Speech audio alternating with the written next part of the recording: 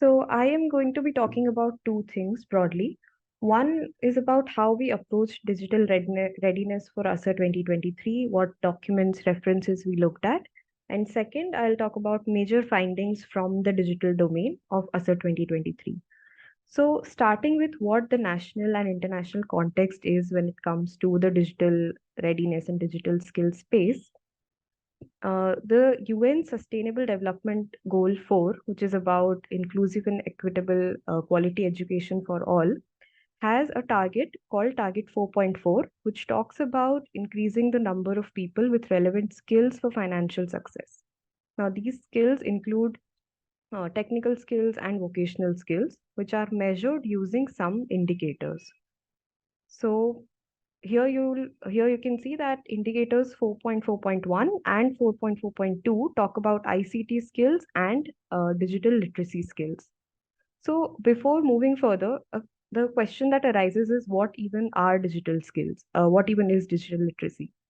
So for someone, this could mean being able to type a document on a laptop. For someone, this could mean being able to share messages on a messaging app. It could mean the knowledge of safety functions. It could mean making digital payments and so on.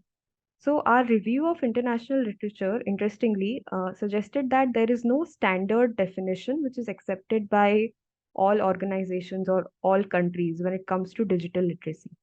There are several versions of a definition which have been developed depending on the context that it was created for. So, for example, the UNESCO's Digital Literacy Global Framework uses this definition of digital literacy, which is a very broad definition. It includes the ability to access, manage, understand, integrate, communicate, evaluate, and create information safely and appropriately. So, this is one comprehensive definition that we found, which helped guide our work into what digital literacy could mean for the Indian context. Another resource that we looked at was the European Union's Digital Competence Framework. So this framework talks about 5 competence areas, and each area includes some competencies which have to do with digital literacy. So this was the international context. Coming to the national context, you might have heard about the very widely popularized Digital India mission. This mission is a flagship program of the Government of India with a central idea to transform India into a digitally empowered society. This mission includes 3 broad pillars. It has digital infrastructure, which includes things like Aadhaar, common service centers. So these common service centers, for example, are small kiosks that you'll find in a lot of villages, and citizens can go there to access government services, find out about government schemes, fill up forms, and so on. The second pillar of the mission is governance and services on demand. So this includes apps like the Bheem app, the Agri Market app, and so on. And the third pillar is citizens' digital empowerment. So this includes platforms like the MyGov platform, schemes like the Smart Cities scheme, and it also includes the Pradhan Mantri Gramin Digital Saksharta Abhiyan, also called PMG Disha. So talking a little bit more about PMG Disha, this program is designed for rural India to make rural citizens digitally literate. So this program aims to make at least one person in each rural household digitally literate. So anyone in the age group of 14 to 60 years can go to the common service centers that I talked about earlier. They can enroll themselves here and they can take the PMG Disha course. This course takes them through a series of modules which talks about how to use digital devices, how to use the internet, how they can access information on education, livelihood, etc., and how they can use um, apps to make digital payments. So this is what the PMG Disha talks about. This is a broad description of what the PMG Disha course entails. So there are 5 modules. The first one is about introduction to digital devices, and it starts at the very basic because it is designed for the common rural citizen in India. So it will start with how to turn on a computer or a laptop or a smartphone, how to connect to a charger, keyboard, etc. The second module talks about the basics of the operating system, accessing features such as calling and messaging. The third module deals with the internet, so connecting to the internet using mobile internet or Wi-Fi and so on. The fourth module deals with communications such as email, and the fifth module is about applications of the internet. So, various use cases that might be relevant to someone, such as accessing livelihood information, making payments, booking tickets, using social media, all of that comes under the fifth module. So, this is a very extensive course which starts from the very basic and takes them through to the applications. So when we saw all this national and international developments that have happened in the digital literacy space, we wanted to include digital readiness in the ASER 2023 package as well. And there is some other data also which shows that the importance of digital skills is only increasing. So for example, ASER data also shows that smartphone ownership in rural India more than doubled in the recent years. In 2018, when 36% of all rural households had a smartphone, this proportion increased to 75% in 2022. A recent report by iCareer also shows that India is the second largest and fastest growing mobile broadband market. And another report by the Internet and Mobile Association of India shows that by 2025, India will have 900 million active internet users. And of these, more than half will come from rural areas.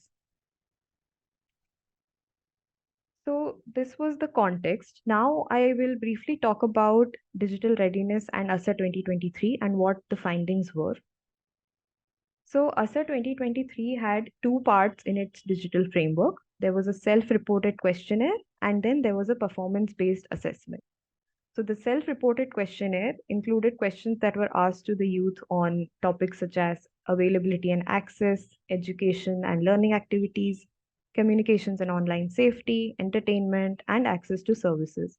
So their responses to these questions were recorded in order to gauge their digital habits and the activities that they do on smartphones.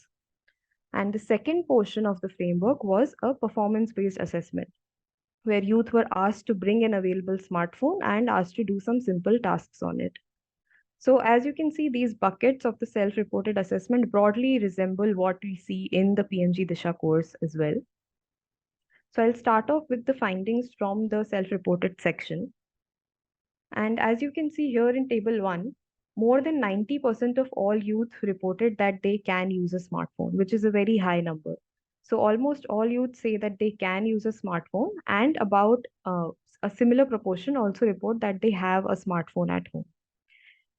Interestingly, the gender gap here is not very wide. Both males and females report that they can use a smartphone. When we dive a little bit deeper into this, we see that gender gaps start to emerge when we look at smartphone ownership. So, of those who said that they can use a smartphone, 43% of males said that they have their own smartphone, whereas less than 20% of females said that they have their own smartphone. So, most females who report that they can use a smartphone are actually dependent on someone else's smartphone in the household.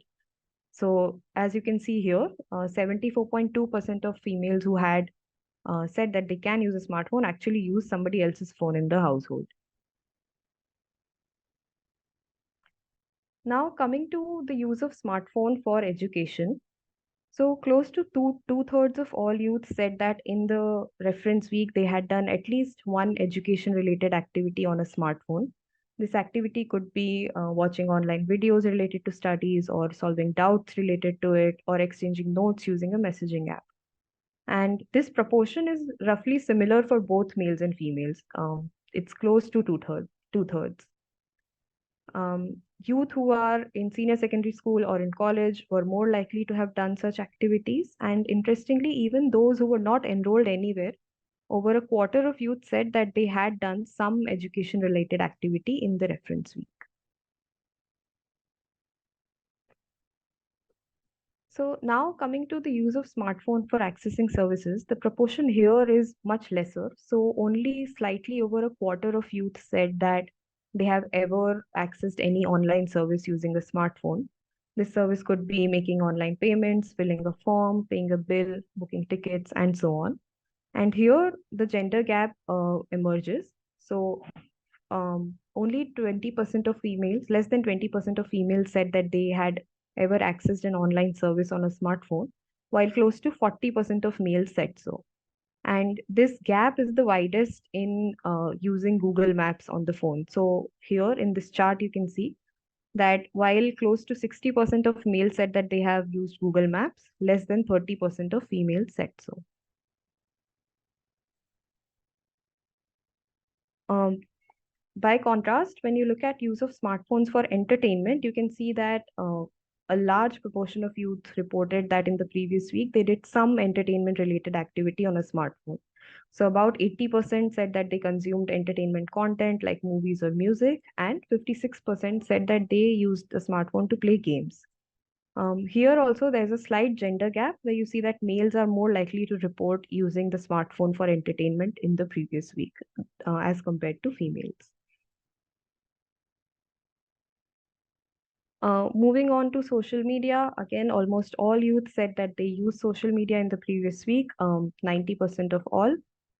This proportion is 93.4% for males and 87.8% for females. While gender gap in the use of social media is not that wide, you can see that when it comes to knowledge of safety functions, males are more likely to know those. So the youth who use social media in the reference week were also asked if they could access some basic safety functions like blocking or reporting a profile, making their profile private, or changing a password. And across each of these, males are more likely to know those as compared to females. So this was the self-reported portion of the digital framework. Now coming to the digital tasks and the performance-based assessment. While preparing the assessment for this domain, our main motivation was the fact that while there were several international frameworks and surveys which talked about digital literacy, most of them were self-reported. So they simply asked the respondent and recorded their answer. They did not actually involve doing something. The few assessments that had been designed were either not in the public domain or they were not applicable to the rural Indian context. So while developing this for India, we looked at UNESCO's recommendations on assessment tools for monitoring digital literacy. And there are two key recommendations that stood out. One was that this document suggests combining self-reported with a knowledge-based or performance-based assessment. So self-reported assessments are known to overstate or understate proficiency levels. But when you combine that with a performance-based assessment, it gives you a more accurate idea of what the respondent can actually do. Second, the document suggests establishing and assessing for a minimum level of proficiency in digital literacy. Keeping in mind that that ASER is a rural survey, we made sure to keep tasks very simple and such that they fit into the ASER architecture and are rapid and easy to be administered through a volunteer. So these were the 4 tasks that we settled on. Youth were asked to bring an available smartphone, so their own, a family, friends, or a neighbor's, so a phone that they're familiar with, and they were asked to do these tasks. Their responses were recorded by the survey. So the first task included setting an alarm for a specific time. The second task included browsing for information. So they were asked to use their phone to find out the answer to a question. For example, what is the name of the first woman president of India? The third task was about using Google Maps. So on the Maps application on their phone, they were asked how long it would take to travel between 2 given points. And the last task was about finding and sharing a YouTube video. So they were asked to find this specific video, and if they were able to do so, they were asked to share it using a messaging app. So coming to digital tasks, about 67% of all youth were able to bring a smartphone to do these in the first place, which the first column here in this table shows. And even here we see a gender gap. So 72.9% of males were able to bring a smartphone, while about 62% of females were able to do so.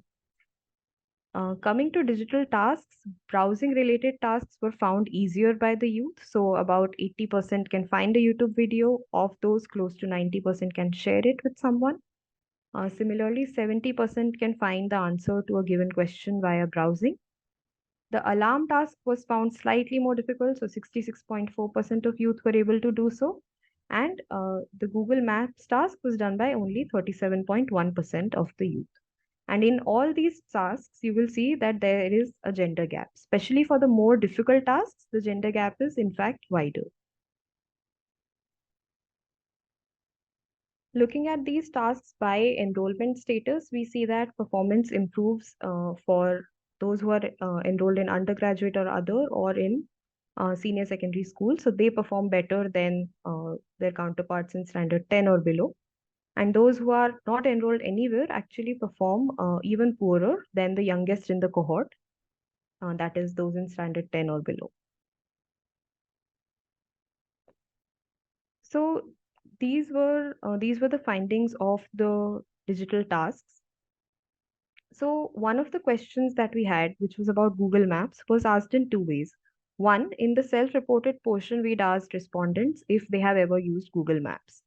Second, in the digital tasks, we actually asked them to use Google Maps and find the time taken to travel between two locations.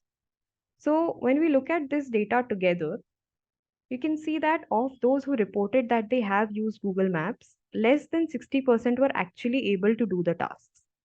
So this suggests that maybe self-reported is not an accurate or a complete indication of actual skills, and assessment-based formats are required to ascertain competency levels clearly.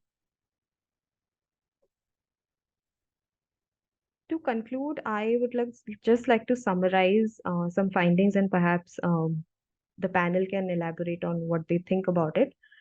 So it is clear that digital literacy is a priority in both the national and international arena. There are a lot of documents, programs that focus on this.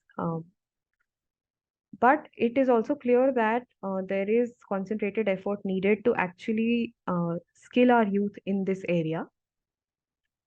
Second, we see that a sizable proportion of youth can do digital tasks even if they cannot do basic ASER tasks. So this is potentially a big opportunity for those working in both the digital and education spaces. Third, we also see that access to smartphones is extremely skewed by gender, and this lack of access also bleeds into performance on digital tasks. So females perform significantly worse than males across all tasks. So specialized effort might be required to bring them at par with males. Lastly, as we saw that performance based assessments might give a far more accurate idea of actual skills than self-reported ones, and they might help provide information to plan and design further information. So that is all from my end. Over to you, Shweta.